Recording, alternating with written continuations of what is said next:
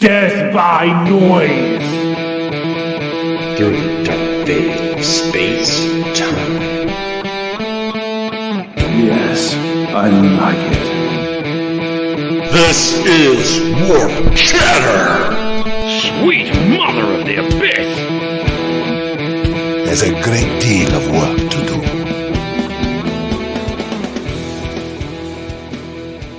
Hello, welcome everybody once again to the Warp Chatter podcast. This is the podcast dedicated to talking about the Horus Heresy Legion's digital card game, Horus Heresy Lore, Warhammer 40,000, everything that encompasses. This is a podcast by players for players, and I like that. That's the idea, Axel. That's the idea right there. The Great White North, yeah. We're gonna get to that.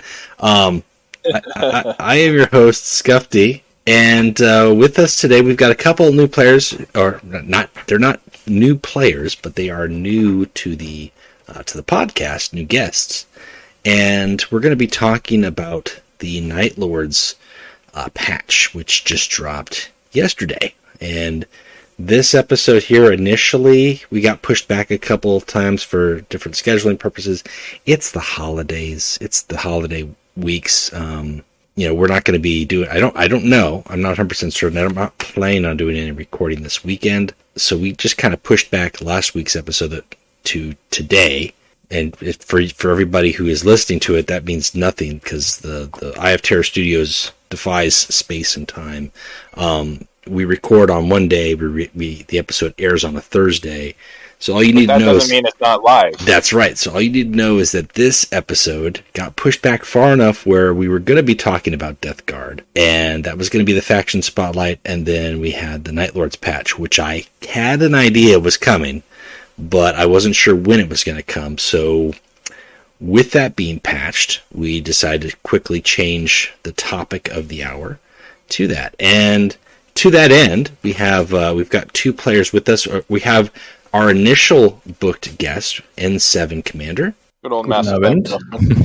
Yeah. And then we have Swagnus the Rad. Hello. And Swagnus, way back when we started doing the podcast, he said, hey, whenever the Night Lords get patched, then that's when I'd like to be on the podcast. I said, okay. So the Night Lords got patched, and I said, all right.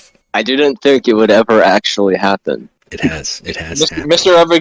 Evergild planted the seeds of chance last time he was here. I think they got some, I don't want to say necessarily feedback, but I think the dev Q&A, I mean, that was the number one question, was Night Lords patch when? And yeah. I even though they may not have responded to it timely, I think they heard it loud and clear. And I think they did respond. I think the stuff that we got yesterday, as well as the spoilers that were revealed today for the Night Lords, maybe we can talk about those a little bit. I think that's a pretty good answer, although I'll be curious to hear what your guys' opinions are. Before we get to any of that, I'd like to do a little bit about the players themselves. So if you guys, N7 Commander, would you like to tell us about yourself? Yeah, sure. I'm from Germany, and I think I got into Horus Heresy Legion's about a year ago. It was right before the Defenders of Caliban were released. I had a meeting scheduled for the whole day, and because it was COVID time, we did it via a conference call, so I needed something to do while my boss was talking. That's when I got started. My first contact with Warhammer 40,000 was ages ago. I think it was about 10. I saw a little box of these goblins from Fantasy in a toy store. And then I think I started collecting models when I was 13. My first model was, I think, a Eldar Farseer. And then I had an on-off relationship. I first played Warhammer Fantasy, then 40k, Fantasy 40k. My last 40k army was the last codex that was called Dark Eldar before they got changed to Drukhari. And that's, I think, with the next edition of 40k, I don't know, was it 7th or 8th? I stopped playing, and then I took a break. Except for like the Space Marine video game and the Horus Heresy books. But then when concerning card games, I had a quick phase with Magic the Gathering, I think, but never got into it. But I really stuck with the lore and the Horus Heresy books, and a couple of years ago I started reading the whole series. And that's when I got the game last year and kept playing it. And a friend of mine, we are in a little two-player lodge, and he's my captain, and he told me that we are actually recruiting, I think. Oh, yeah, that's neat. Always got to start somewhere. That's right. Yeah. Start small. I'm curious. So you started with Defenders of Caliban right before the Knights households were added. As a new player who had just been into the game, what was your opinion? What was that like? Because I know that was a very divisive release. When I say divisive, I think the majority of people just I was going to say heavy air quote divisive. Yeah, but I mean it was not received well. So I'm kind of curious what you, as a newer player, thought of it at the time. I don't know where I was on ladder at that point. I think I wasn't nearly anywhere near Terra. But with the updates, I think I just found out about the YouTubers at that point. At the beginning, for me it was hard. I didn't know anything to counter the play style, because it was they had everything with the flame cannon in its first variant with I think it was damage to the whole board, and with the heals and the draw and the shield and the draw and everything. It took a while until I watched enough good players beat Knight decks that I actually found any way against them. But at that point, I think I'm playing a lot of practice games. And not that many players used them in practice matches, I think, because they were all on Terra, I think. So it was hard in that time, but... Okay. I heard something from our good friend Orsenal the other day, who he said something that makes sense to me. For some reason, Knights just kind of dropped off of the metrics in a lot of places for really no reason. Like, their nerfs were substantial, don't get me wrong. They're still just as good. Yeah. I feel like it was just a bunch of meta hopping. I think there's been some meta hopping. There's new cards, and people are trying new things, but Knights haven't changed any. Although, if we see some stuff here with Stunning and the Alpha Legion, that could be a problem for Knight households. But because of the way they've been changed since then. But, hitting you for 7+ with weapons and or a face strike from House Maccabeus, pretty effective. I think some of the prevalence of stun that you see in Emperor's Children as well has done something to keep them out of the current meta, especially with Fulgrim right now. Oh yeah. There's a lot of stun. Fulgrim until the hack change was the meta, so I'm not surprised. I do think it's just a lot of whatever's the top cheese right now we're going to pop onto. Of course. That's what the meta is. People playing yeah, exactly. Most effective tactic really just means that's the 90% of ladder. Yep. Still not Kroll levels for Fulgrim. Surprising. No, but once you get everybody starts getting some copies of Cacophony, you can probably you're going to see that a lot. Gosh. Yeah. That card still needs a nerf, and I still can't believe it was bugged on launch where if you jammed it, nothing could attack. How do they make it happen? They just do. They just do. I got annoyed that it completely breaks the rules of flanking and frontline units.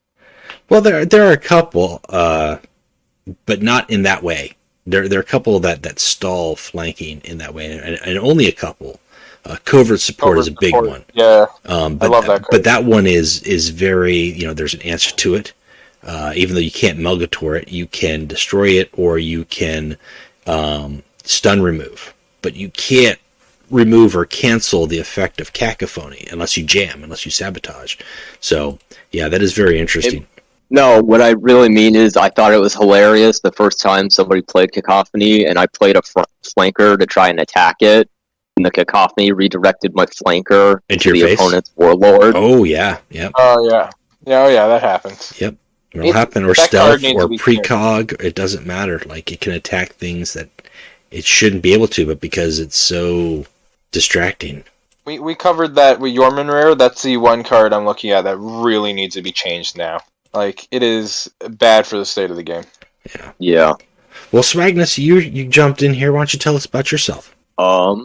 Well, I'm from the United States, East Coast. I got into 40K actually from text-to-speech device. The reason I started playing this game was because Magnus was my favorite character and Thousand Suns were my favorite Legion, so I wanted a video game where I could play as Thousand Suns, and this was the only one that I could do that in.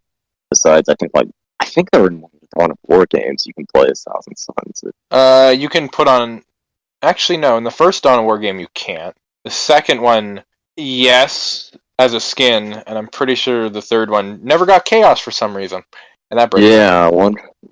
And I don't play on tabletop. Well, it's like because I don't have anybody to play 30K on tabletop with. I do a lot of painting, though. So if you ever want to see the stuff I paint, just hit me up. I've played everything in... I'm drawing a blank here. I've played everything in Legions, from Emperor's Children, Night Lords, Thousand Suns, World Leaders, Sons of Horus. I actually played Ultramarines when I first started. Okay, so you've been around the block. I mean, you got to start somewhere, because if you don't have a collection, you're kind of like, okay, where do I start? How do I play? That's funny. I will never forgive the $10 that I spent when I started this game to buy the Phosis Takar starter pack. No. This was like early Phosis? Yeah, this was the end. Wait, this was the middle of the Caliph expansion, and this was after all of the TS nerfs. And so Phosis was still low initiative at the time. The TS troops were all garbage. Yeah, that start. I mean, most of the rare starters are not great, but Phosis didn't make it out of the Thousand Suns for a while, and you had to have, like, if you want to do a good Phosis deck, you have to have some key cards. You want to have like a Devourer of Worlds. You got to have Sabotage. You got to have a game plan. You can't just be like, I'm going to play these terrible 1/3 Thousand Sun troops that don't do anything, that aren't useful at the time. They're better off now. I think a Phosis deck now is pretty decent. But Phosis works pretty good now. Yeah, but I mean, at that time, gosh, that would probably... there's probably another...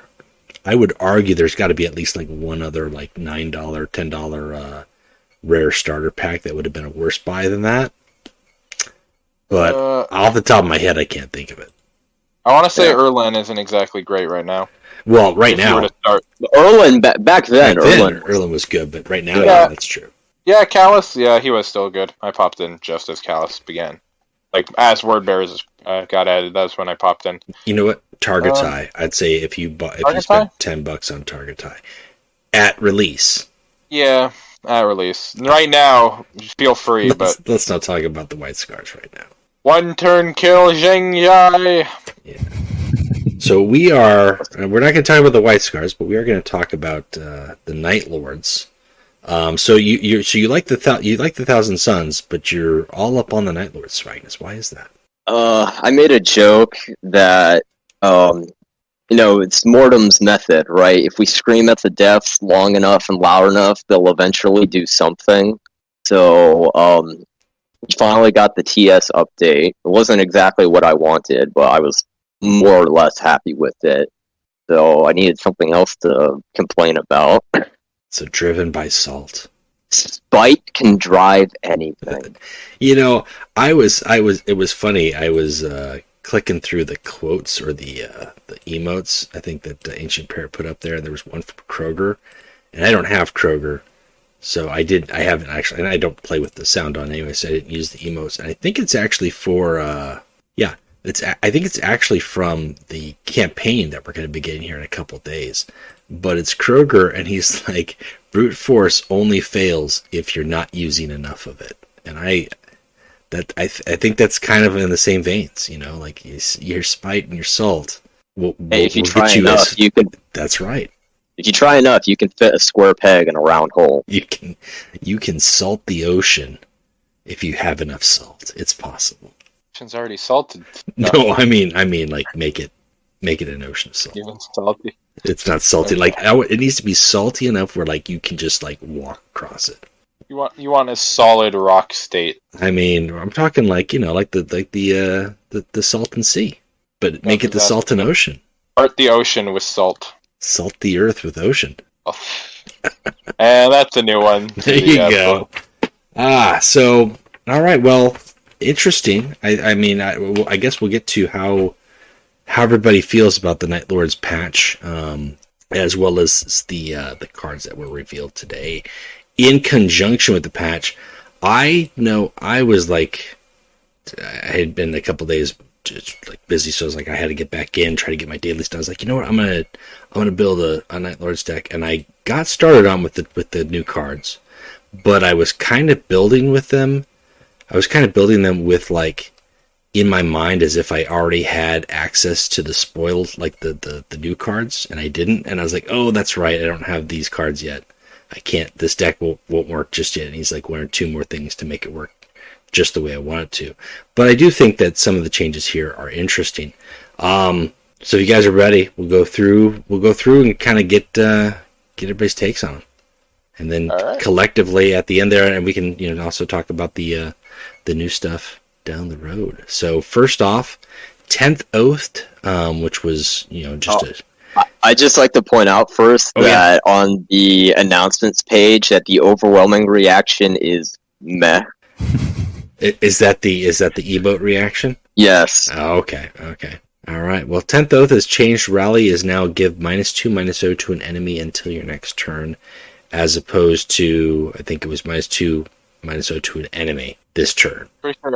Oh yeah, wasn't there one that did that after an attack? Was that one? No, that was the another one. Yeah, that one's. Oh, that's the one we're getting to right after. I'm pretty sure. Yeah.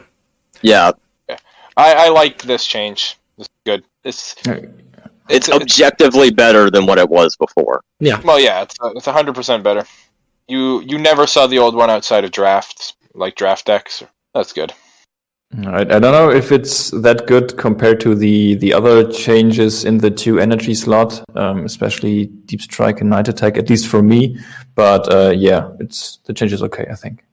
Oh yeah, I probably won't run it, but I like its current setup because at least you can play it on an empty board state, and the Warlord ain't gonna bash it with his face. You'll keep the body for a little bit. Yeah, at least one turn. Yeah, it's especially only if you play it on curve. Yeah. Yeah, but if you play it on curve, a body on board can change someone's game plan. That's right. That's true. Especially early game. Rad Urzon has stats changed from 2/3, and now it has Terror, and then Rally. It gives can't attack to an enemy until your next turn. This is very, very similar, but not quite the Sisters of Silence equivalent. The difference is instead of having 3 health, this has 2 health, and it has Terror. And the old one was 2/3 Terror 3E, and it had, I think it was like a 1E ability, give can't attack. Right. Yeah. You if it survived, then you could lock down as a can't attack. But it was, I think, too slow in the old version. It was 100% too slow. Even if you flanked it with Recon Claw, it didn't do much. It was one of those troops that you question, why does this have Terror? Like, I understand Malkarian exists, but it's a 2/3. Are you really gonna invest a turn into buffing this thing when it's an ability troop? Right. Why does this thing have on Terror? top of that, it's like if it has Terror but then it has an activated ability, it's like, well then, are you attacking or are you using this ability, which is obviously better? It was pointless, but it's current iteration. I actually enjoy. I think it's not bad. The 2 health, it's vulnerable, but locking a can't attack. A can't attack is even one of the few abilities that has no answer. You can't remove it. Even if you were to play it simply to get off its rally on the Warlord to keep its presence, that's good. Mm-hmm. Use it to lock down that big threat for a turn, that's good. Like a Recon Claw, and you can make some stuff move. And it's basically a mini Reaper of Kaldrak now, but I haven't seen anybody actually run it yet. So I know with a new mission though. That new mission is. We'll get to that. We'll get to that. In unison. Cop Promote had its attack changed from 3 to 4, and now its description is resolution, deals 2 damage to random enemy. That was disappointing for me because I liked old Cop Promote a lot. I did too, but it wasn't exactly great. Copper Mode was one of those troops where I'm questioning why does this exist in the Night Lord's faction. Like, it was definitely unique, but the issue was it was unique with no substance. Yeah. This current iteration, at least you get something instantly. You're gonna get 2 damage. Yeah, but I I mean, guess you got we 3-4 really- body on the board, but that's really all you're getting out of it. Yeah. If it could attack, it would be significantly better. And with the other changes in the 4 energy slot, I think it's kind of not the best change. Yeah. It went from not being played to not being played, but maybe. In the 3E and 4E, and I argue, maybe not anymore, but the 3E and 4E slots are both very bloated. Night Lord. 100%. Yeah. Though I think right now I would want to say 5E, 6E is their best, just coming out of these changes. I think, yeah, definitely their high end is better than just Raven and Reaper of Kaldrak. They've got a lot better high end options. Sadly, their only stretch is still, or reach rather, is still the Raven, but... Yeah. It's a very easy to shut down reach. Well, yeah, anything with fast can be shut down with a front line. Just takes a 1-2. That Winter Soldier that stands up to the Raven can happen. I mean, that's... Ideally, your Warlord takes care of that Winter Soldier, but let's just say there's a barge full of Winter Soldiers, and you're out of Rule of Fear. It could happen. Could happen. Night Raptors, which already had Rally Game Stealth, now has Terror. This is actually a really good change. This is a flat improvement over what it was before. Yeah, I agree. Because, I mean, before, it was kind of like a shittier Monster of Physos, or whatever his name is. Now it's with Terror, it's actually going to remove something and not suffer the consequences instantly. There is a troop that in this card pool either being added soon, I'm pretty sure, that is just a better Monster of Physos. Or is he already in there? No, that's the added one. That's the okay. Houndmaster. Yeah. Oh yeah. And he's unstoppable. Secret Talon, which used to gain attack after you attacked the enemy Warlord. It gains stealth after you attack the enemy warlord, so you could get like 2 hits out of it. Now this just straight is +3/+0 when your opponent has no troops. I like this change, but at the same time, I had fun with just the meme of lower their attack with Conrad Kurz, face slam with Seeker, go back to stealth. Mm-hmm. I do like this change a lot more though. Simply because you control the board, you got easy damage. And I definitely think this one's an improvement now for what the older one was. I think it's kind of similar. It was the Agutide Head Taker. I think that was what the White Scars card was. They changed it recently, but this is very much like what Agutide was pre-patch. Well, for Head Taker, I'm pretty sure they just gave him a little bit more HP and a streak to gain precog. Yeah. They fundamentally changed how the card works. Yeah. Well, the difference too with Head Taker is he was just a body on the board. This has got stealth when it comes out, and the factions operate differently too. There are some ways to increase the attack of Secret Talon. And if you take care of your opponent puts down 2 troops, you take care of those first, and then you come out swinging with the Secret Talon at 6 attack or higher.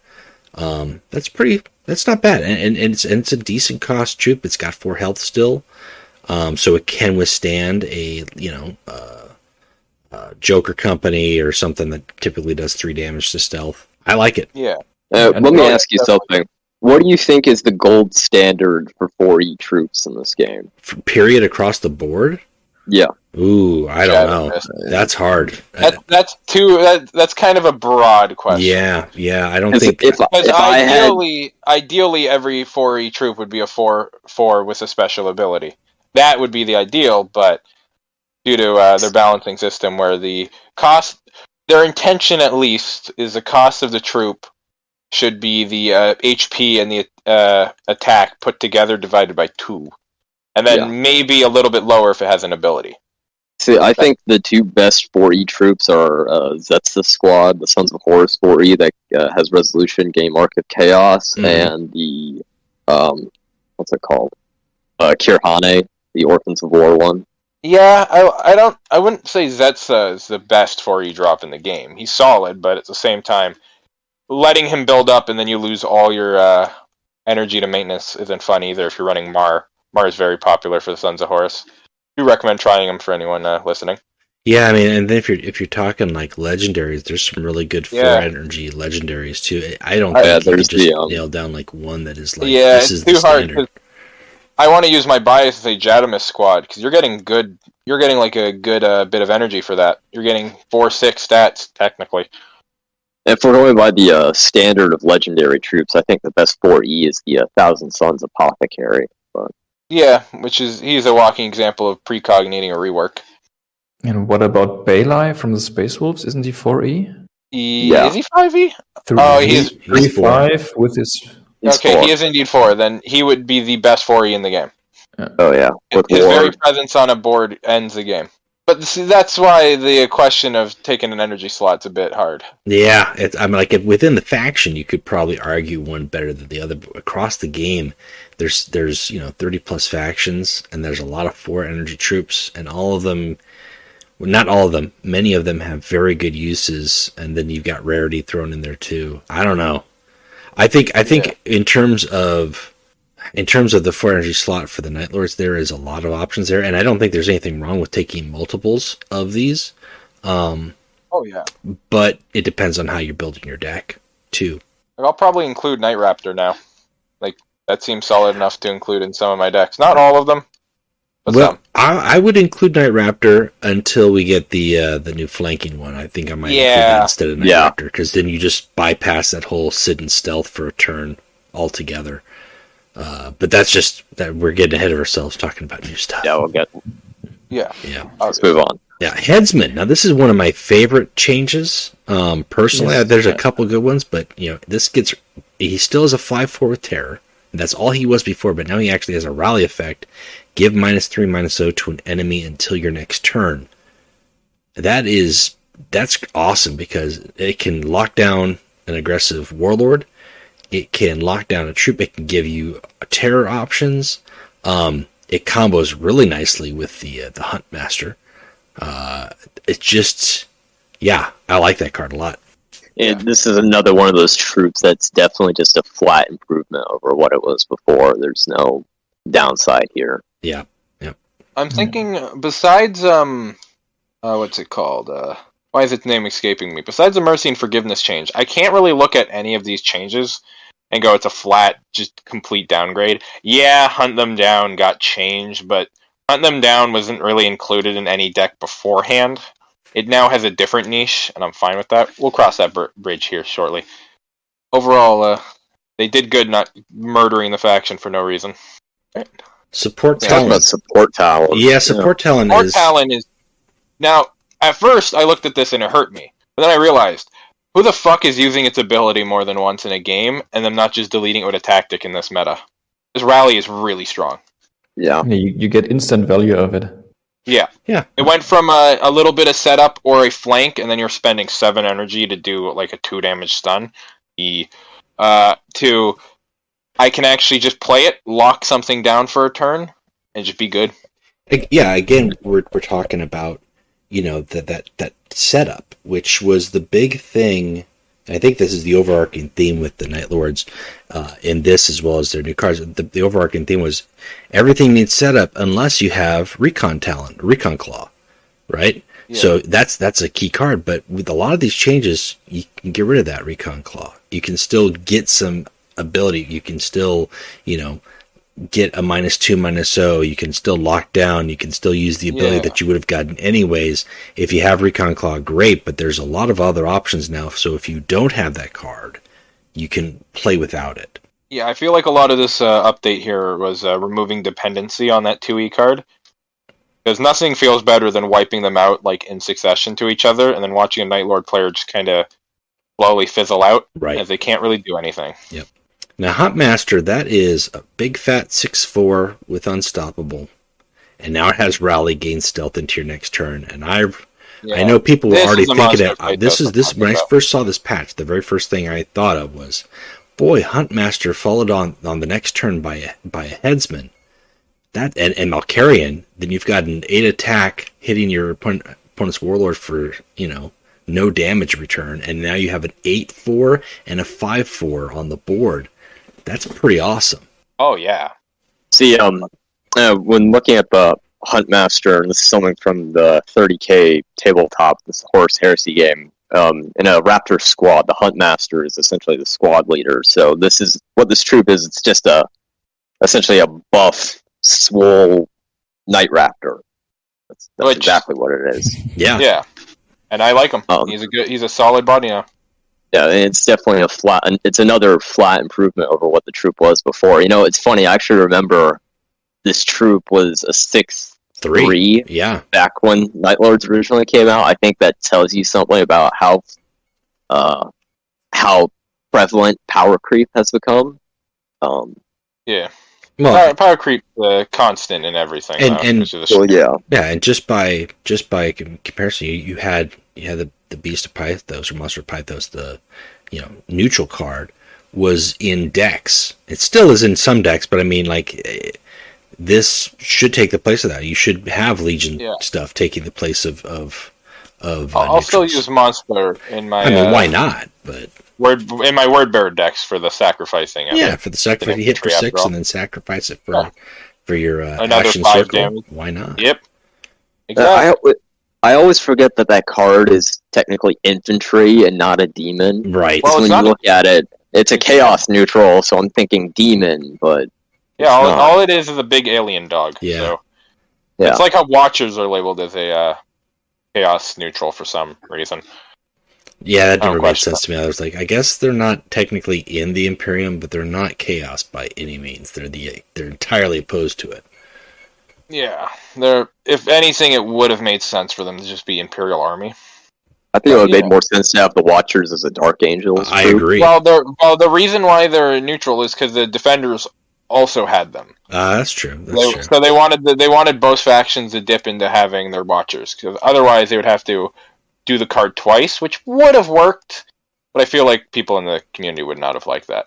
Personally, I wouldn't like the same card copy-pasted twice. Are you saying it would have been confusing to players? I think it would have confused players. Okay, I just want to make sure that that's what you're saying. Mr. Everguild, has announced this would confuse players. The only problem I have with Huntmaster is its competition in the 6 energy slot. Yeah, I really like Night Ties as sets, and we don't have to talk about Reaper. Night Sides is my favorite Night Lords card, actually. I love the art. That art isn't from 30K, that's actually from the Night Lords Omnibus. I'm pretty sure that's Zarl on the art there, for people who have read that book. But the thing is, now I can't decide, because I want to take Night Sides, because I love the art, I think it's a great troop, but there's better choices. So there is. I think the big thing for me, Night Sides has got an awesome rally effect, but it was made better when you had your support, your recon claw down, because then you could basically kill 2 units with 1. But if you're not building with recon claw, it loses a little bit of that punch right away, and then it's just a 6/5 body for get rid of a mortar carrier. Sure. I think after the new cards come out, it'll definitely see more play, though, with the new 4E tactic that gives flank and +2. That's true. Because you can bring it out at 6E with 8 attack. Yeah. Yeah. Oh, yeah, it'll be quite strong. From the shadows. Those new cards are actually really nice. Mm-hmm. I've been reading because a lot of the stuff for the game comes from the Forge World Black Books, the rule books for the tabletop game. I don't know where the name for the Night Sides comes from. I don't know what the purpose of this unit is in the lore. I'm not sure. I mean, the Night Lords themselves have been in some short stories and only a couple books. Nothing springs to mind that unit being mentioned or anything like that. So I'm not sure myself. Which is weird, because the only time that word Night Sides are ever mentioned in 40K is I'm pretty sure it's a Necron ship. Or it's a Eldar. Is it Necron? It's Necrons. It's the Nightbringer. Yeah. Yeah, it's their croissant-shaped ship, so I don't know where Night Sides come from. See, I just headcanon that these guys are the Night Lords destroyer squads. That makes sense to me. I'll take it. They reap with their scythes. They don't have scythes, but I mean, they're that deadly. Yeah, I paint my Night Lords Legion destroyers with red scythes on their shoulder pads because of these guys. So. Nice. Well, the Atramentar Terminators had their stats just a straight stat buff. They went from 6-7 to 7-8. They still have the same effect. +1 attack to your Warlord, and then if you have no troops, it's a front line. And that's not a conditional. That's like it gains front line if you have no troops, so that's nice. So just a straight buff across the board. Yeah. Well, and this I think could come in handy with some of the other cards that we might be that we are going to get. But 6-7, okay, 7-8. That's a little. It takes a couple more tactics or one more, maybe extra bigger bod to take down for what it is.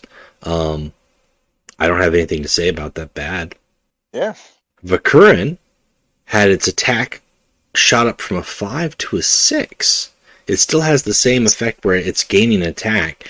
And Vakurin was one that, I didn't always include it, but I always try to put in at least one because when it's stuck, it's a fun card. It's a fun card. Yeah, with what's the word I'm thinking about? The one that gives you battle honor, act again. Fierce onslaught. Yes. Yeah. That card is great with Night Lords. Period. That card is great. Just end of sentence. That card is great. Yeah, and you throw it down on guys who've got first strike or sneak attack or terror. Shrek, Vakurin, anything. It's just deadly. Here's my question. Before the buff, Atramentar's competition, the reason why you never see this unit at all is because of Vakurin. Because Atramentar was an understated 6-7 for AE. Vakurin was a 5-9. Mm-hmm. So the question is now, after the stat increase for Atramentar, would you still take that? Would you bother taking that over Vakurin now? Because Vakurin's 6-9. I would definitely reach for him. The stat increase is actually really nice, because there was no real reason for them to be understated. I think it They were would... conditional front line. Yeah, for me, I think it may depend on the deck, because I'm not taking it on stats. The stats are nice, but I'm looking at the other effects that it offers me. That was weird. Yeah, so I'm not sure as well. I run usually 2 Reapers, and I like to combo them with supply lines. But if I take 2 supply lines, that's too much for 2 Reapers. Mm-hmm. Now with 1 Vakurin, I think I get more worth out of my 2 supply lines. Yeah. Yeah. I didn't even think of it like that. Yeah, that makes sense. Oh, I know this is getting ahead of us now. We saw the new 5e Saber tank. Mm-hmm. My question is, will you want to include that in a deck with supply lines, though? I think so. And granted, if you've got any more than that, or you have one of those, I think it's debatable. But with supply lines, you're not just okay, I can play this ahead of what I'm supposed to, but you're also getting a cheaper version of a card. So even if you're getting a 5 for 3, that means later on you're able to play that 3 energy with another 7 energy potentially at 10 and combo in better ways. It's great to play, at an 8 energy troop at 6, but sometimes, especially if you're talking where we've got a lot of, the Night Lords can not necessarily combo, but they can drop a lot of fast or buff stuff, whether you're dropping the 4-3 conditional fast, or you're dropping sneak attacks, or you're dropping, a rule of fear or punitive strike. Just having that extra energy could be worthwhile. I don't know how, I don't know how many supply lines I'd put, or how many of those 5/4s I'd put in the deck, but I wouldn't. I think the best part about the tank is it's anything. It's Yeah. not just troop. Hit the enemy warlord with it, you got free turn to smack him in the face. Mm-hmm. So I would include both. I would include 2 sabers in my deck. I feel maybe once White Scars die, I'll do that. But until then, I just want to try. Before we move on to the tactics, because that's, I think, where the larger breadth of nerfs in this patch are. Is there anything that you would have liked to have seen buffed that wasn't in this patch? In the troops, or just as a whole? Definitely. As a whole, as Night Lords in general. Yeah. That ties in with my one hard criticism with this patch is the Vosk Predator. Yeah, it stayed the same, and there's so many other predators that do more. Yeah, especially I think hers is. I don't know. Yeah. So I think Kurz's Chosen is still rather disappointing for having 5 health for a 7E troop. 'Cause it would have been really bad to just made it a 7/6. Yeah.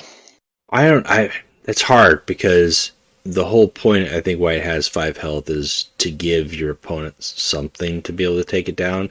They may have to spend 1 extra fast or flank if they don't have tactics, but they have an option. Whereas if you've got 6 health, most of your fast stuff is going to have like 1 attack, and nobody has 6 fast attack troops unless you're White Scars.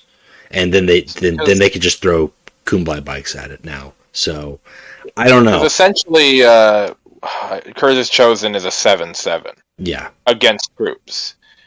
Right, It's just exactly. If you throw like a Seek and Destroy or a Warlord damage ability, then you give yourself a little bit more room. I feel like HP wouldn't help him. Maybe even just a stealth until your next turn.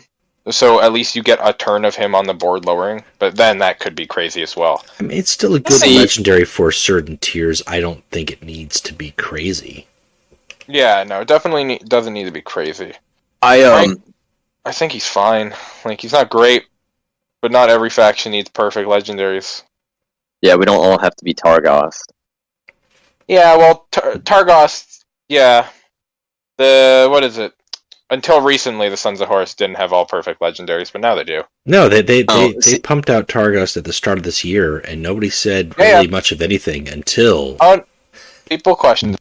But yeah, we definitely said something back then. It's just the issue as back then, they at least had garbage second wave, but now second wave is their best card. Or one of, rather. It wasn't garbage second wave, it was the fact that nobody was playing Sons of Horus. And now people are playing Sons of Horus. The card did the exact same thing. There's nothing wrong with questioning it. It was like, wow, it's not immune to Melgator anymore. It has resolution. This is going to really snowball. This is a powerful card. But because nobody was playing Sons of Horus, nobody said anything. Nobody says anything unless somebody's actually playing with it and winning with it consistently. Yeah, that's just the nature of the game. Every faction has its broken legendaries and its garbage ones.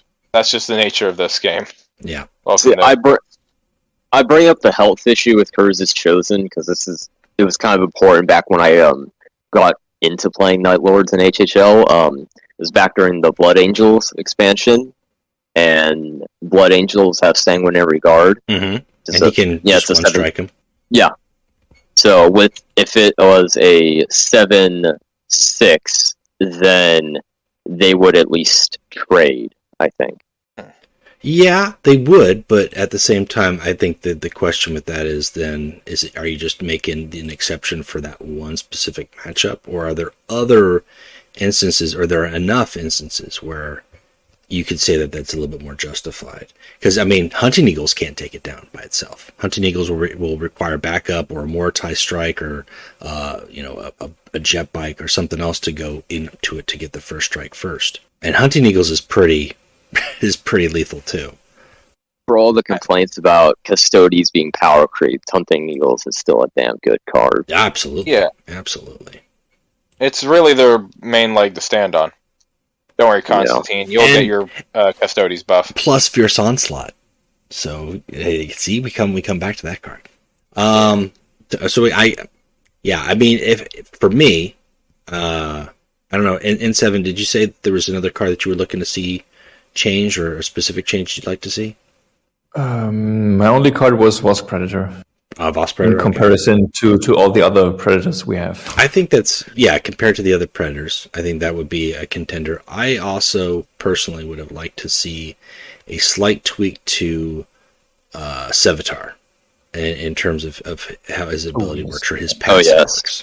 I'm fine with the way Valkyrian and Kurz and Modrum all operate, but Sevatar just feels a little off. And even with the changes, he still really only benefits by taking out troops, and his ability only works on troops. So it feels like he should have an ability that if he can't lower the attack of a troop, there's no troops on the board, then he should be able to do something.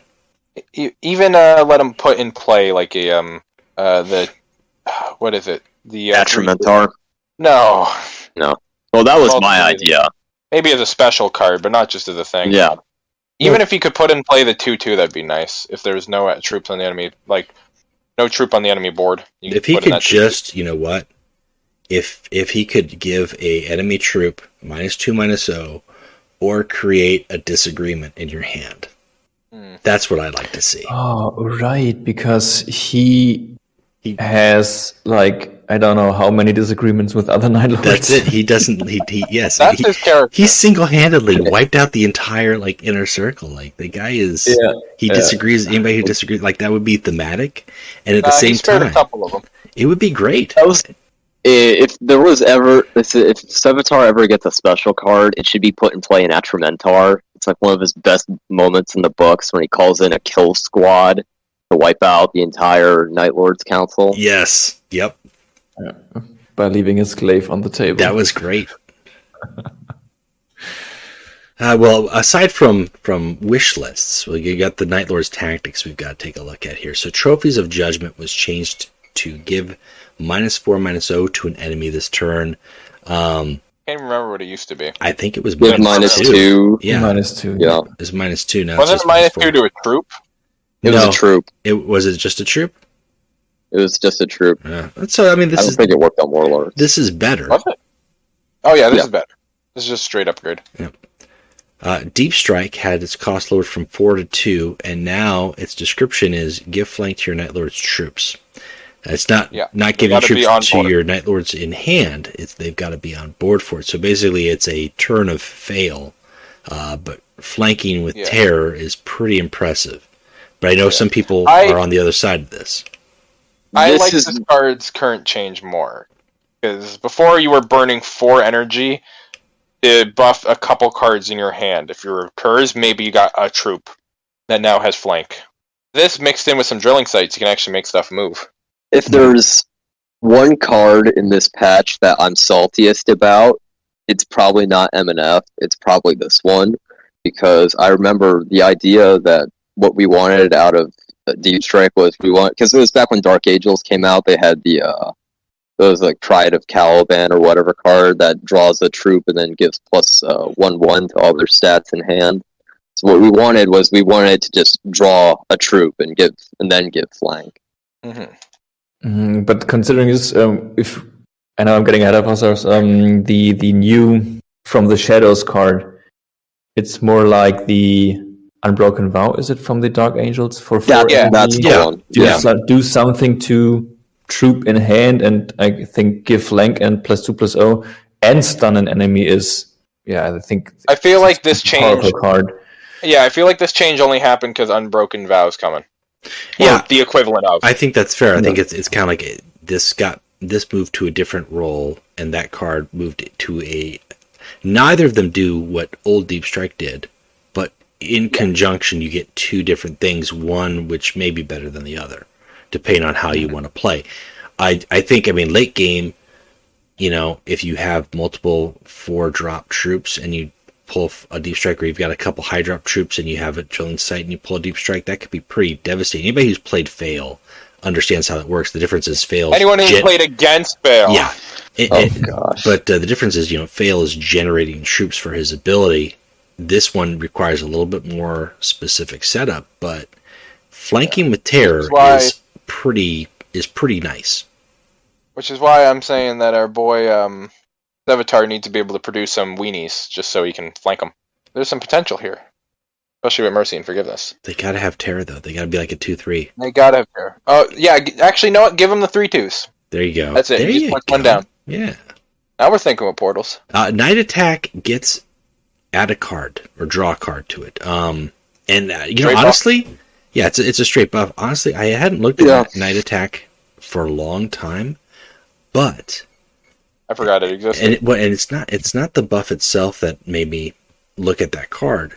In conjunction with cards like Headsman and Huntmaster, if you're not running Malkarian, you can follow it up with a Night Attack and then put those 8/4, 5/4 back into stealth mode. So this card actually has some pretty decent use. And the draw card is just nice to go with that. But I think that actually the buff itself for this card wasn't the card itself. It was everything else that has gotten buffed within the faction. Yeah, you actually kind of want your troops to stick around this time, like with the changes. Mm-hmm. And when I play Night Lords, and when I want stealth on a troop, I still take Escape Vent over this one, because it means I can put a troop on the board, say, well, let's say I flank a troop onto the board if I want it to stick around for another turn. If I'm playing it on curve at energy, then I won't be able to do this unless I have something like drilling sights. So I still prefer Escape Vent over... Well, I feel like this one's a lot better for troops that already come with stealth, because Escape Vent ain't going to stealth a stealth troop. But this way I can at least smack Warlord, hide him again, get another card, so I'm cycling. Cycling is very important in card games in general, but especially so in Legions. I think it's very important with Night Lords, because their draw is kind of like one card. Yeah. Which is one of my reasons why I hunt them down. While I did like the meme aspect of this old version, or is that what that 4E is even called? Deep Strike. I'm getting Dark Angels mixed up. Yeah. You only ever had a troop in your hand if you were Kurz, so you could never run that card. But this one, you could at least make something work here for 2 energy. Not much, but something. You can at least hold on to it till late game to actually use it. It's not something you're playing on curve ever, obviously. Probably like, I want to say towards a 7 energy turn minimum. Oh well. This is what we're working with. Now Strawman Chainglaive has its cost lowered from 4 to 3. It does this exact same thing it does, but does it for 1 less energy. Still not great, but I like how it's cheaper. It's cheaper. Yeah, I think this brings it in line now with the what's the new Imperial Fists tactic that gives +2 and Battle Honor heal 2. Oh, Sigil yes. Chosen. First- Not Sigil, it's First of the Headsman. Templars. First There the it is. Templars, that's Similar. because this was honestly pathetic that this card shared an energy level with the Sigil It's Chosen. Yeah, I think that's fair. Yeah. The It's disparity being 3 energy between help. them. Especially if you can make some fun things happen with Hunt Master in this. Oh, yeah. Overall, it's good. No one can really complain about a card getting cheaper. It's coincidentally the opposite of what's happening here shortly. Yeah.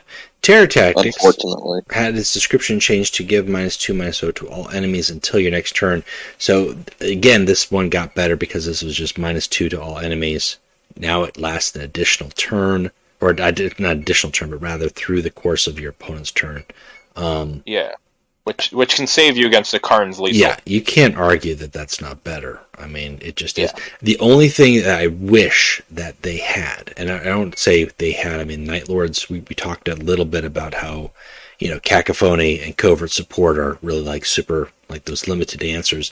They already have Kurz's Chosen to deal with flanking and fast troops, but it would be nice if they had a tactic that could affect the attack of troops in the opponent's hand until the next turn. So any of those troops that are in your opponent's hand, they drop to attack 0 or something. So you can play them, but they're not going to be able to do anything. I don't know. Yeah, that's just flankers wishful thinking. There could be some fun there. Before we move on, looking at Terror Tactics, I like the state of Terror Tactics now. It's definitely an improvement over what it was before, but it's because of this card that reminds me of how poor Tynok squad is, the 2/3, the 2E drop, because Tynok has no defensive value whatsoever, so if it gets attacked, its passive ability essentially does nothing. Right. Whereas this one lasts until your next turn. So This is a solid card now. It was alright before. You mainly used it to mix in with like Rule of Fear, but now when you activate it, your intent is actually to keep a board controlled till next turn. Good. Alright. Yep. And last but not Moving least, on. you got Mercy and Forgiveness, which had its 400. cost moved up to 4. was this nerf warranted? We will have to see how they perform with their newest cards. I don't really think it was. At the same time, we've seen them completely buff actions after reveals. So I'm just going to keep that in arm's length and just hope. See, my problem is that I said this earlier, that the 3E and 4E slots are so bloated now, and Well, the thing with this, they're about to be more so. But the fact that Okay, I was going to say, the 3E slot, most of them is just like, it's like Informant Network. You're not really playing those on curve, they're just like answers.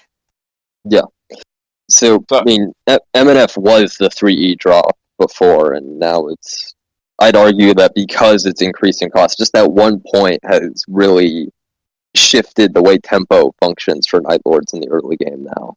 I feel like now you're mainly built around getting Curse of Foresight on your 3E just to draw it for 4E.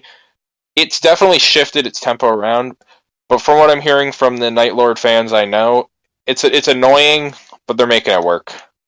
But we'll have to see how it works from here on out. Yeah, like the before strategy was you play it on 3E, and then with Maudrum or Curse, you can double up on their ability next turn. But now you can't do that. Yeah. We'll definitely have to see how they perform with their new additions, especially the one that's Relentless, deal 1 damage, and get bonus attack. A shame it shares the same energy slot as Mercy and Forgiveness, but... Yeah. Yeah, but that's not something you would play on Curve. If you play Borrowed Power at 4 energy, you're going to have a very short game. Yeah.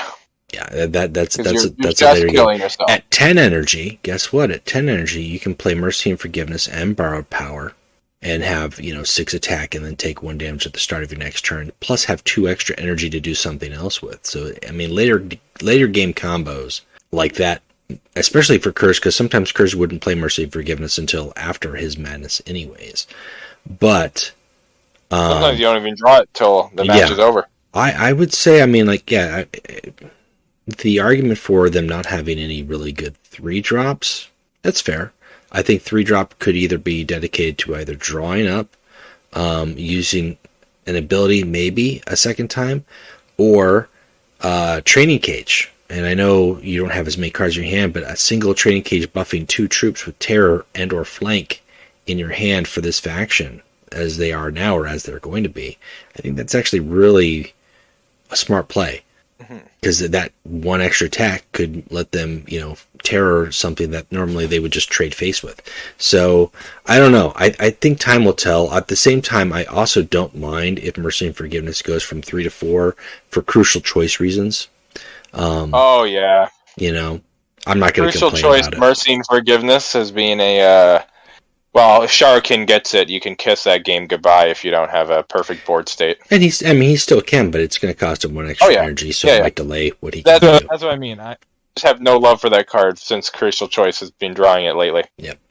I think one problem with the game is the amount of stealing and copying cards that aren't part of your faction. I think it's definitely unfun when you're about to win a game and suddenly the enemy Forex whips out what's it called? Harrowing. Well, it's painfully obvious that this game was not ever balanced around the idea of a faction using cards that it's not supposed to. And that really limits some interactions, and it shows. Like, it shows. For example, Sharakin. If he ever gets Mercy and Forgiveness, that is infinite stealth. I don't need to say why that's a problem. The folks at home can figure it out. Yeah, I mean, I think that the stealing or the borrowing or the copying was fun when there was 1 card or 2 cards that could do it, but there's too much of it now. There's too much, and there's really, and some of them are just choose, so it's not even like random. It's like, oh, I guess I'll pick the best one. And that's great when you play it. You can do some goofy stuff, but you really, at that point, as we've talked about with the RNG element of the game, I mean, at that point, you're not really playing the game. You're playing the RNG, and that's the deciding factor in some games. And some people don't mind that, but I think anybody who's had a vengeful spirit thrown on them on a faction that doesn't have a finishing, and they thought that they had, space, can understand and relate to that. Or the hammer. I've dropped the hammer multiple times, and as a non-Iron Hands player on people, and cleared their whole board. I've had my tank stolen with irresistible charisma by factions that did not. I know possibly. Yeah, go ahead. I actually won a game against Scuff due to Crucial Choice. Yeah. It was Lotara against Lucretia, I think, and you had a board full of front lines, the 2/3s, and I got Crimson Spectre with my Crucial Choice. Yep, that'll wipe it. Scuff, where did the bad German touch you? Show us on Teddy Bear. Right in between the, I don't know the word for it.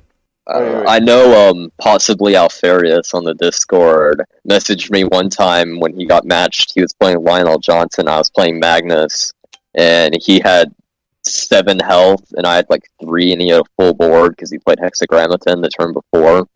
So I had nothing in my hand except Crucial Choice, and it was 10E, so I played it, and I got Pride of the Emperor from it.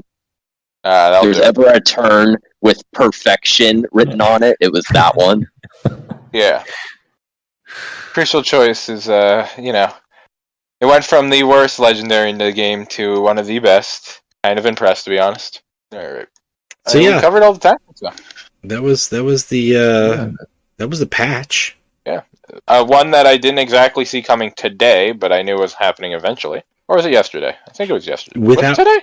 It was yesterday. Yeah, it was yesterday. Yeah, it was yesterday. Listen, I've had a long week, and it's only Tuesday. With just the patch as it is, I mean, I can't say just the patch as it is. I want to say just the patch as it is, but honestly, when they did the patch, they also did the patch with the cards that are coming out in mind as well. So we know what the cards that are coming out are. We know what the Night Lords are getting. So with the patch, in addition to the Night Lords cards that are coming in Galaxy and Flames Have we covered Wave the new 3, cards yet?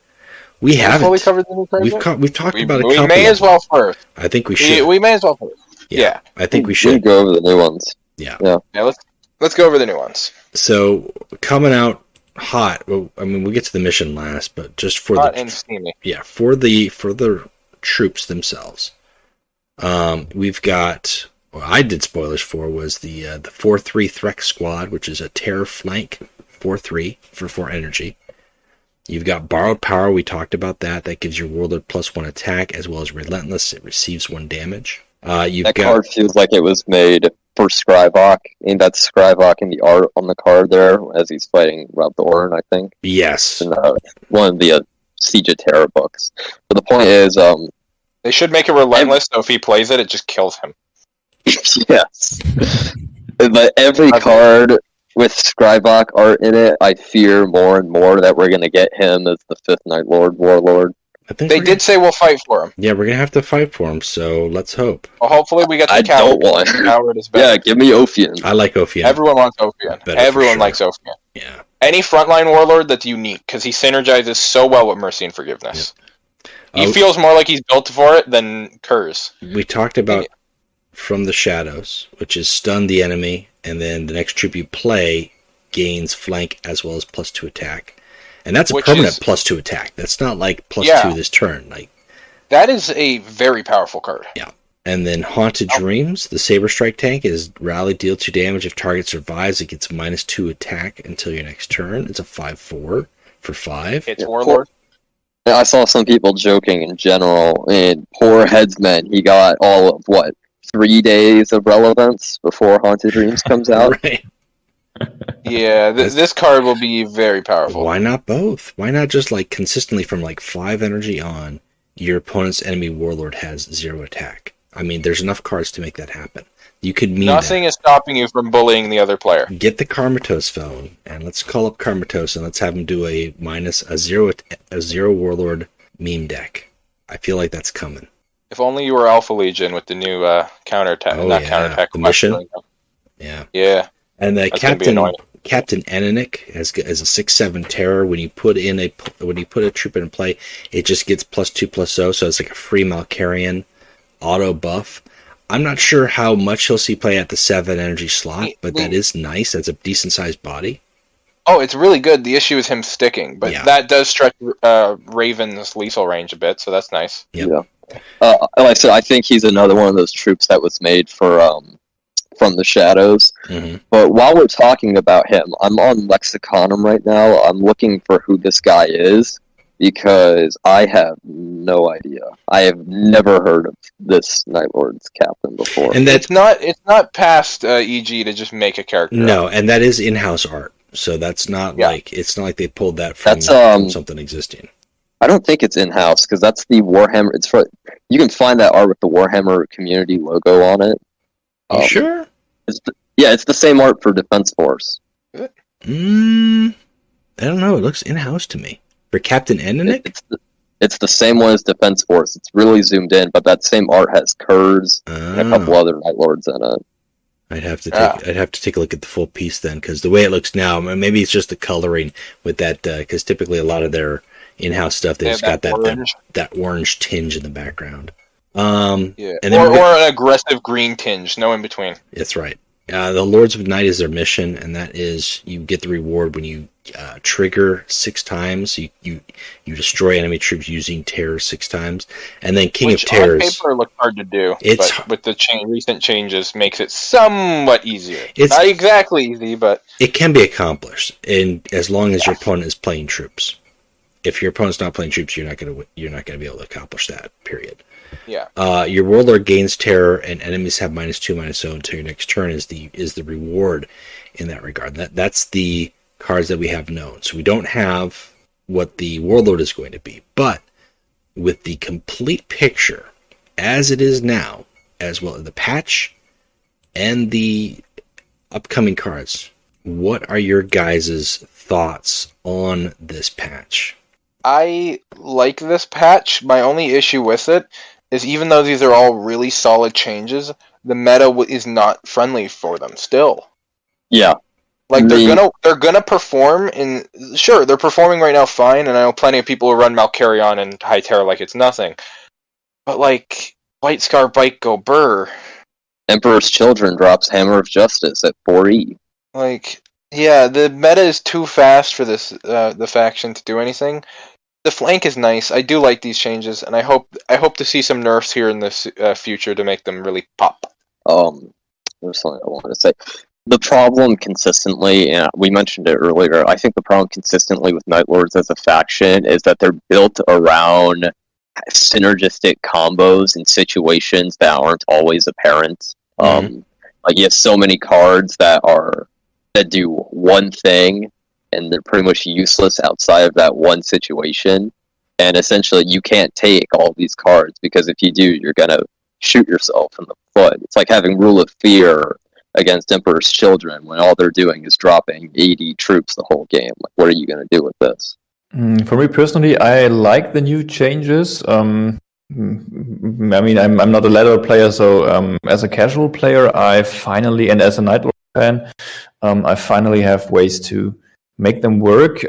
Because they're very solid changes. Until the recent changes, they were, they didn't have anything going for them. They had some terror and some flank, but not enough ways to make these two dynamics work together. And right now, with the new patches, I think you could either build a very strong flanking deck or a mono terror deck. I think there are ways for building decks, not for top 50, but I think they're going to be fun. Yeah, they're definitely in a better state. I'm very excited for them. It's just I look at things like White Scar Bikes, which have destroyed 90% of my decks currently, and I just can't run them, and it hurts bad. Well, I think that. Oh, go ahead. Go ahead. We're at an impasse. I think I'll go. I think that these changes are overall good. I don't like the MNF cost increase, but I can live with it for now. But I think that Night Lords really, as a faction, are still going to suffer the same things that they've always suffered from. They're still going to die to burn and aggro and excessive AoE tactics. And another concern was the mission card. And something we've seen is that, okay, the mission always starts in hand. Half of the current Night Lords, Warlords, cards in 7th start with high initiative. So if you take this card and you don't, swap it out, I don't know what the word for it is. There's some technical card game.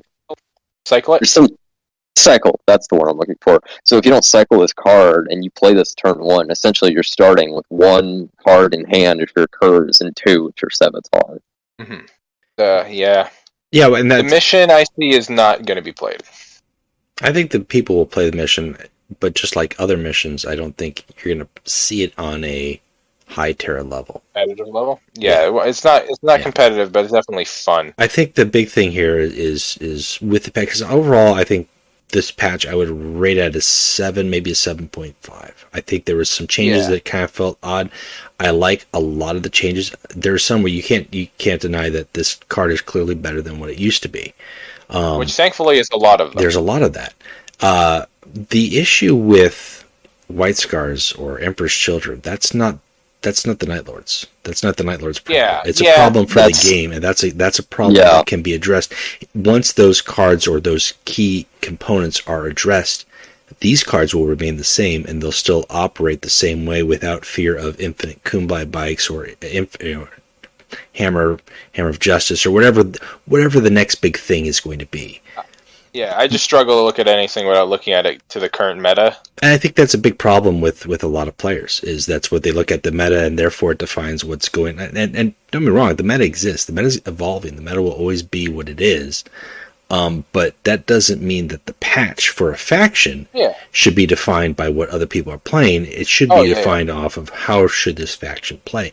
Keep in mind that muster for the War Master is completely susceptible to Rule of Fear. Oh yeah, I never once thought of that. I would hope people would think about that. You throw down, if you've got anything that can answer that, that's a big win con right now for the Horus, or a second win con for Horus that they don't have anymore, as long as you can hold on to that Rule of Fear, or the threat of you having a Rule of Fear. Even a good old check make fun with that. Yeah. Yeah, I think the problem, though, is that feeds back into the same issue I brought up earlier, where this is another very situational card. Yeah. Like, it'll be good for killing, 1-2. Well, I feel like Rule of Fear is in every deck for me. I put it in every deck, because it's situational, but you'll find a use for it in almost every game. Kaiser Lane, Jubak, countless low attacks, a bunch of Iron Warriors, as well as if you've got a Warlord or now multiple troops that can lower attack. I was playing a game earlier. I'm trying to remember what it was, who the opponent was, but they had like 5 troops out, and 3 of them were like attack 3. And through the course of dropping a couple troops and then a Rule of Fear, I wiped their entire board. I think it was an Iron Hands. Fuck, I was gonna say Imperial Fist, Bastion's cool enough, but I got Rule of Fear. That'd be great. Yeah, your Bastion of like 6 on your turrets. Hopefully it doesn't go that far before I get Rule of Fear. But I mean, there's still that by any means it's not going to solve the problem. But for just what I'm saying, like I put that in my Night Lords decks because it has never not useful. Unless I feel like, I guess I should clarify. Unless I'm facing Angron, then it's useless. But that's it. But against Angron, we have the Headsman right now. Yes. You've got more options. You got Headsman, and then you got the next turn you play another Headsman, and then maybe after I've always had Kaldrak. Yeah, you throw down Kaldrak for can't attack. Why not? After you've dropped his attack, or you've locked him with Kaldrak, why not Huntsman him to 0 attack and then hit him for a 5? So now you've got a 5-4 and a 5-6. It's a higher cost game, I think, for the Night Lords for troops. Yeah. I think their 4+ stuff is really good. And I think there's a lot of options and potential there. And like I said, I think at 5 energy up, you could potentially lock your opponent to 0 attack every turn. Because it's not just on your turn. Like some of these cards are through their turn too.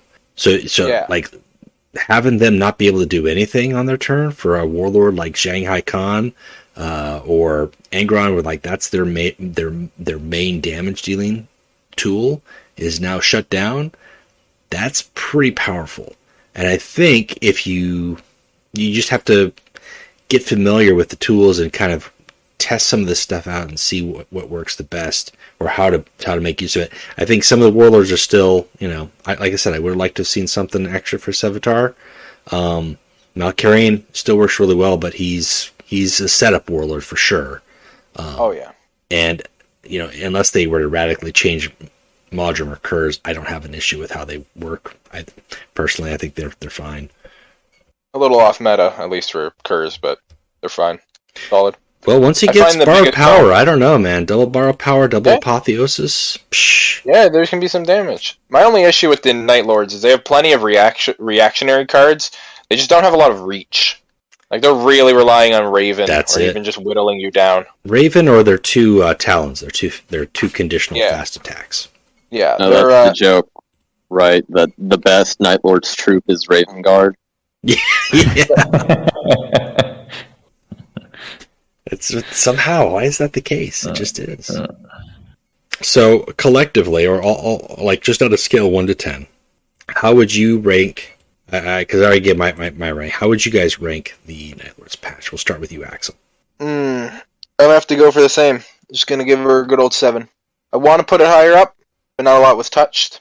I don't really want to put it lower because almost all the touches were good. All right. How about you, N7? I think I'm gonna go with an 8. because I really like Night Lords, and right now I feel like I can build decks with them and make them work at least in practice and low terror, I think. Okay, how about you, Swagnus?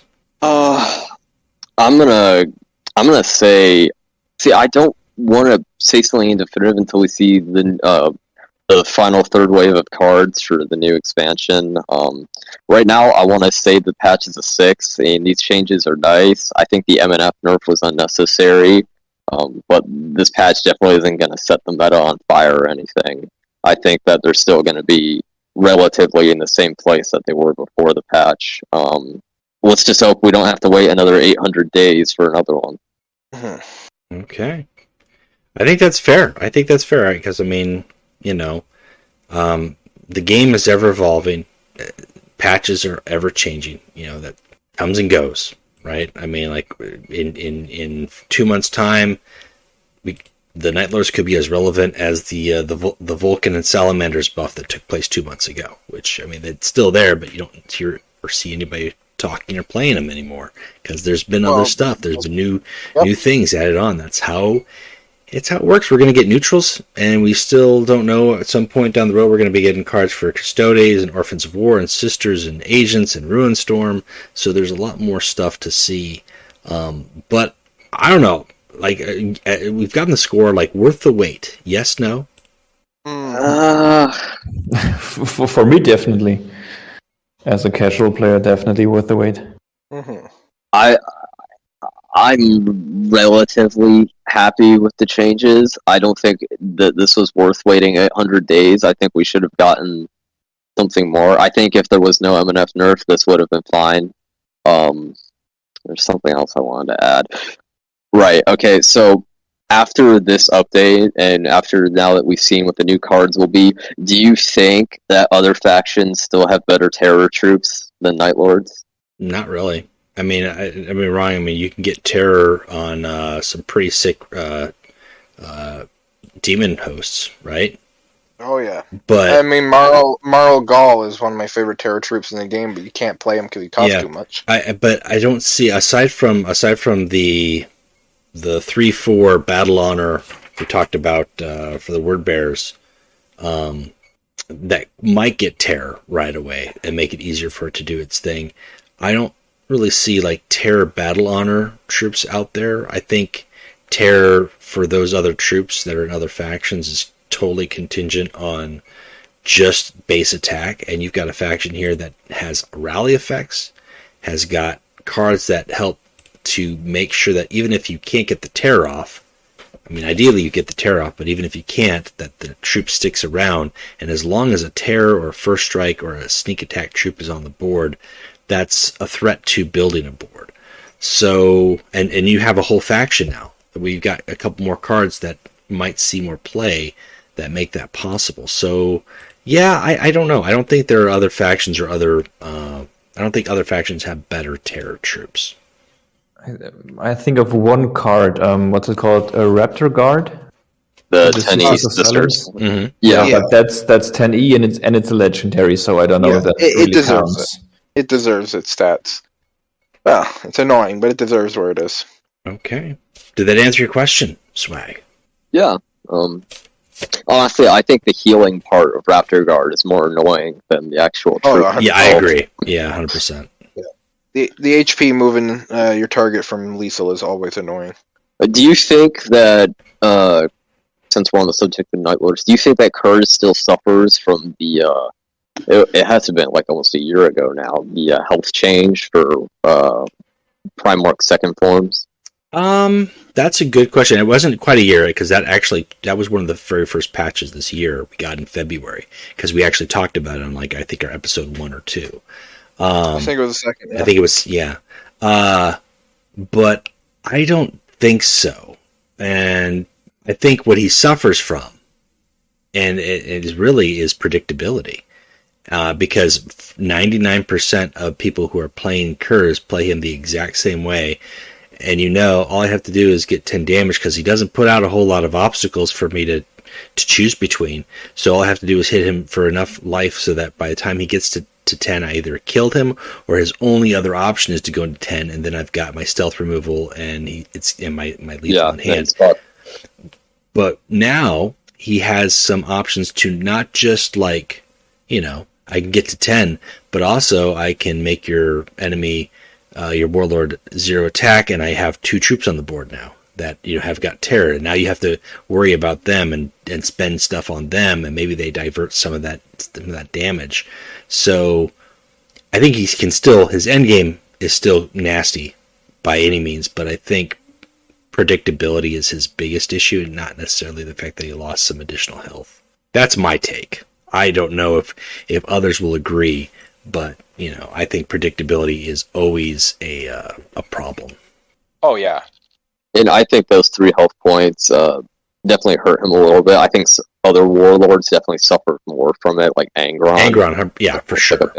A huge hit. Yeah. I would like the HP change to go back personally, but I can understand why it happened. Yeah. They do want faster games, and that upsets me slightly. It's faster. I think that's a problem with the game right now, Ed, that it's gotten to a point where it's so fast that games most of the time, like if you're playing a Horus deck, there's sometimes where I'm playing these matches and I'm finished with them by 6E. Yeah. Oh well. As much as we don't like it, they love it. Yeah, you know, I think the big thing though is with the game speed. Like, how much of that is they want a fast game, but we've got slow players like that. Is that why we want it to be a little bit faster, so that it's like 3 extra health that slow players can't abuse? I don't know. I think it's because we want. Some people definitely want to make use of different cards in the faction pool that aren't typically seen. Like, I would like, when I play Lorgar, I would like to play Maragal. It's just that these games are too fast to allow this troop to be used, so it never seems to be fair, even in the slower games, playing them on 10 energy was kind of like a Hail Mary. You're burning your entire turn. Yeah, when it works, though. They can't remove it or jam it unless they've got hella flank.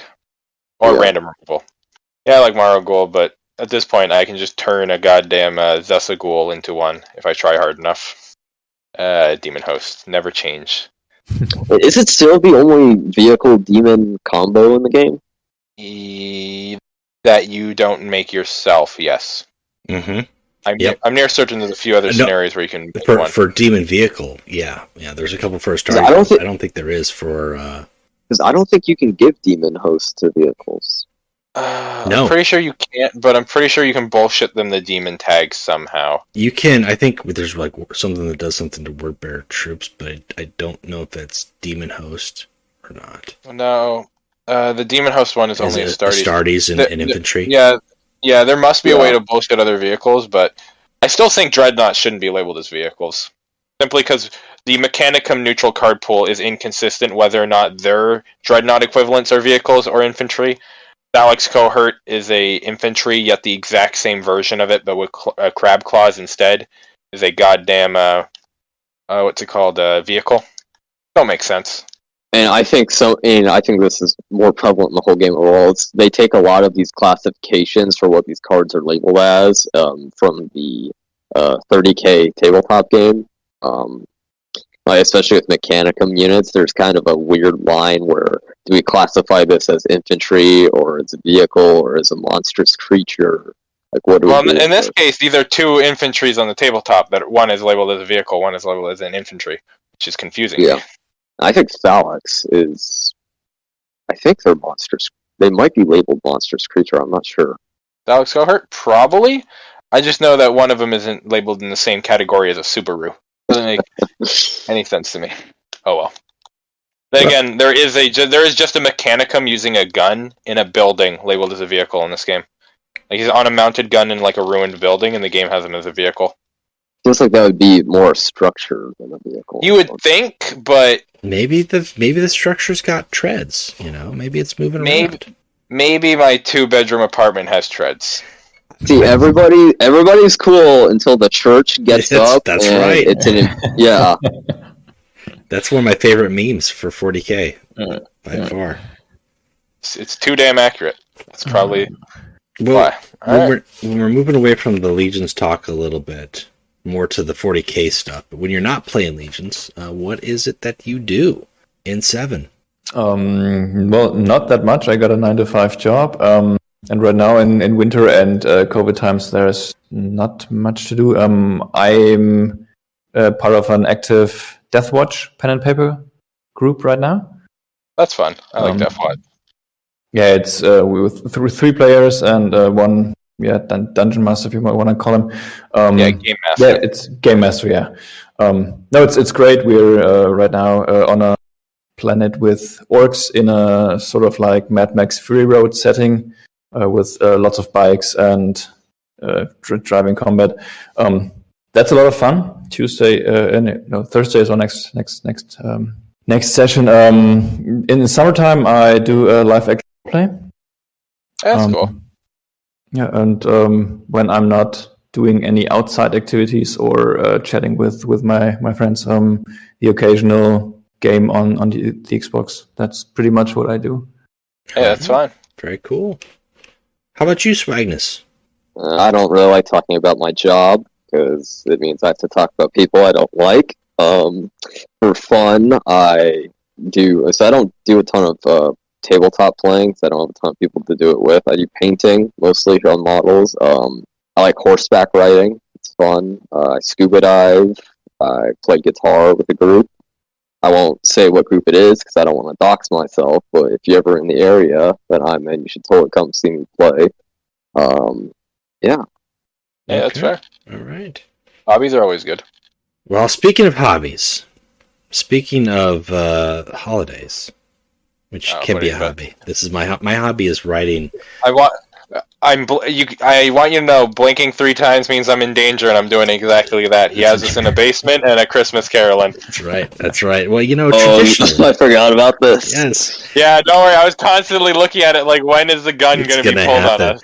Traditionally, for the last 2-3 years, since I've been doing content every year around this time, I take a special moment to make a Christmas parody, 40K Horse Heresy style. Label it Chaos Time or Warp Aid. Normally I've done little clip videos on the YouTube, but this time around, because of timing and the holidays and having the podcast as well as guests here, figured we'd do a little Christmas caroling or chaos caroling, as it were. So this is going to be a hot mess. We know it's going to be a hot mess because normally, people stand together side by side and they're caroling, but we're doing this all online. We've got 4 different mics in 4 different locations. And we have... And all are delayed. Before we get started, did we ever settle on what we wanted to say for the first line? Because I thought we said that the written one had too many syllables. Right. I think... Are we going to stick with Horus? I think Horus works best. I think N7 said Lupercal. Ooh, Lupercal is pretty good, too. All right, let's stick with Lupercal. We could just add more words and make it even worse. Let's just make it a hot mess. No, I think let's stick with Lupercal. We'll go that route, and it's gonna be hot mess in highlighted. That's right, underlined, highlighted, and italicized. We're gonna do what we can, but you know what? Eventually, over time, maybe somebody out there will appreciate this and listen to it over and over again, learn the lyrics, and learn to sing along. Take it with you where you go. It's the 12 days of chaos. So I'll try to start off just a smidge because we can't even signal to each other, you want me to count you in? Yeah, count me in. Okay, all right. I'll count you in fourths. Okay. Ready? N7 just learned the song now. Yeah. Are we gonna do each verse 12 times like it's supposed to? Yes, we got to go down the list and be so we just got to keep going. So if you do 3 days, you got to do the 2 days before it. That's the best part. Yep. Okay. Ready? All right. And 1, 2, 3, 4. On the first days of chaos, Horus gave to me the trail to start the heresy.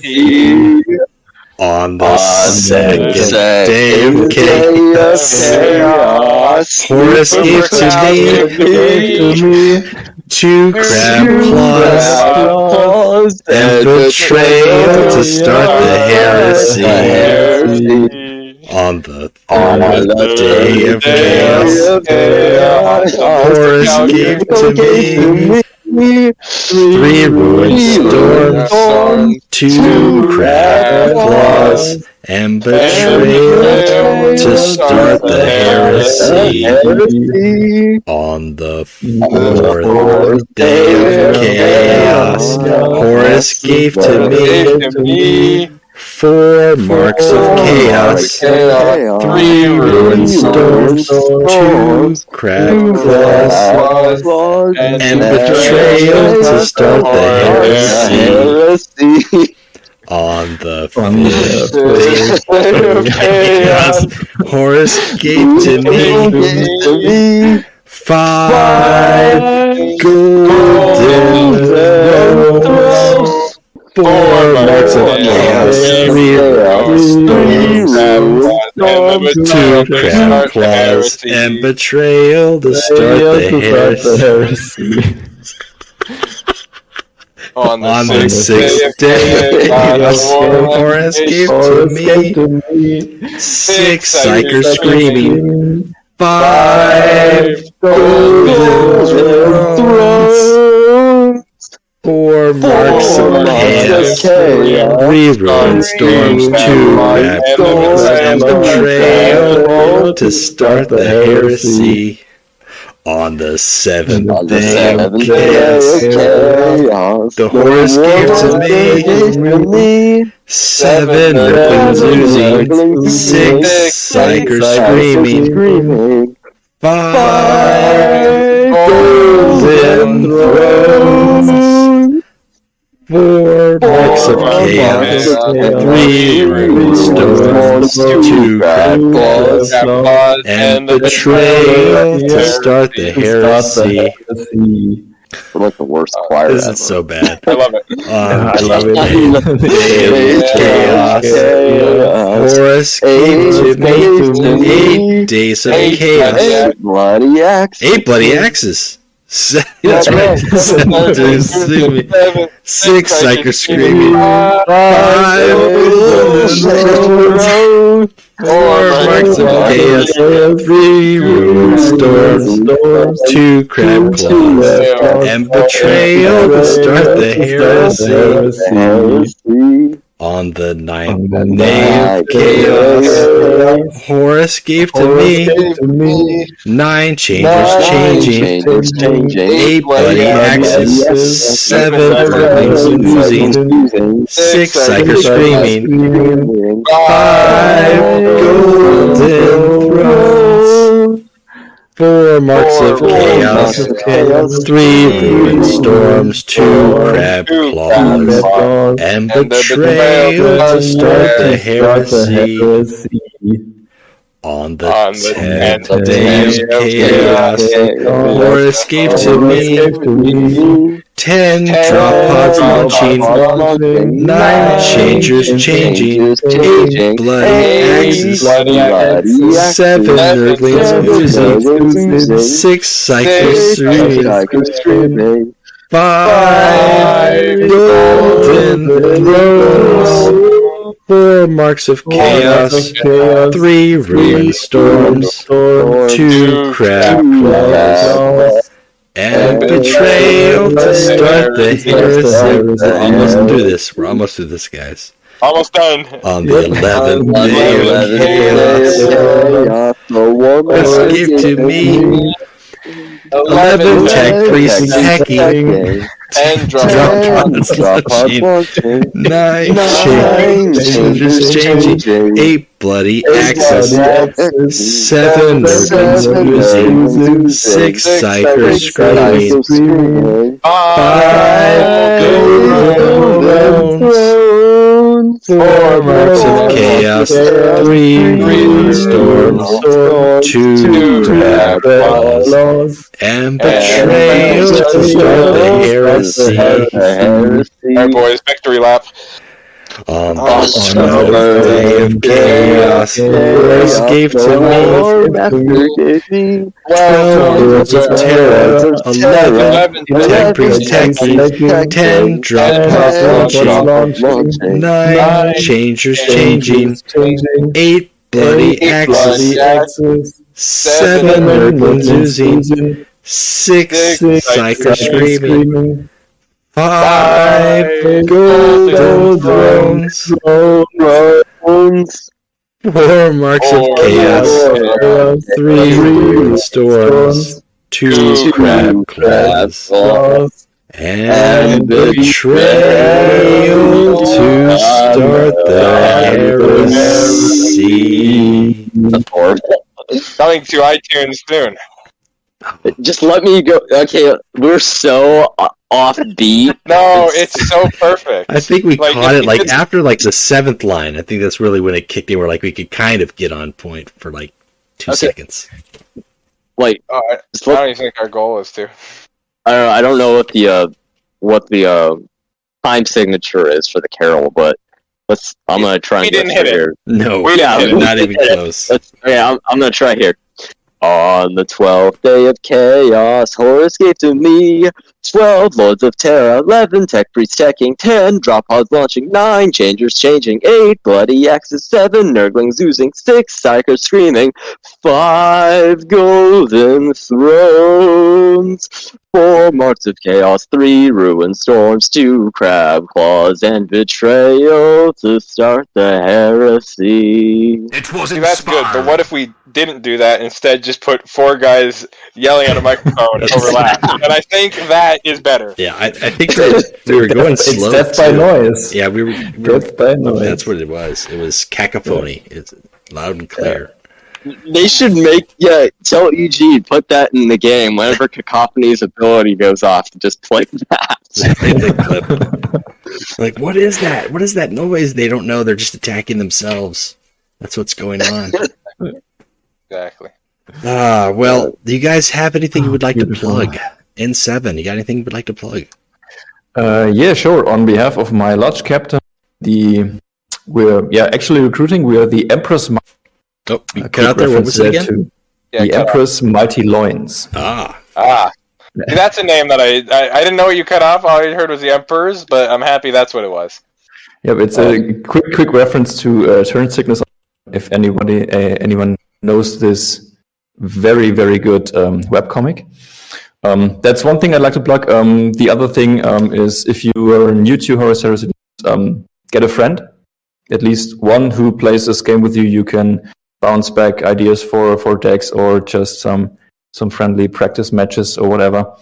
And last thing I'd like to plug are the YouTubers.